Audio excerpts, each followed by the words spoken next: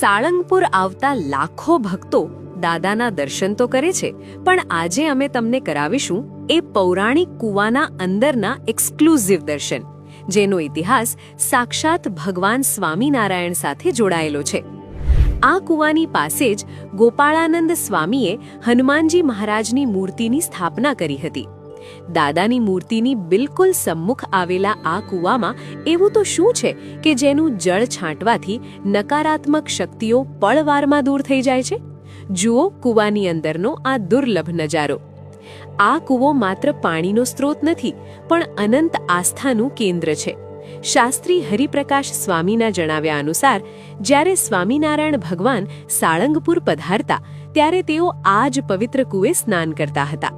વર્ષ 1905માં જ્યારે ગોપાળાનંદ સ્વામીએ હનુમાનજી મહારાજની મૂર્તિની સ્થાપના કરી ત્યારે આ કૂવા પાસેના ટેકરાને જ પસંદ કરવામાં આવ્યો હતો, જેથી દાદાની નજર હંમેશા આ પવિત્ર જળ પર રહે. આજે 119 વર્ષ પછી પણ આ કૂવાનું મહાત્મ્ય અકબંધ છે.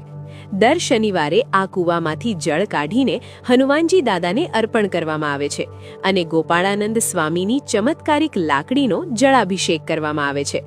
આ પ્રસાદીનું જળ લેવા માટે ભક્તોની લાંબી કતારો લાગે છે. ભક્તોમાં એવી માન્યતા છે કે આ પ્રસાદના પાણીના છંટકાવ માત્રથી વ્યક્તિને ભૂત પ્રેતનો વળગાડ દૂર થાય છે, તો ઘર અને ઓફિસ જેવી જગ્યા પવિત્ર થાય છે.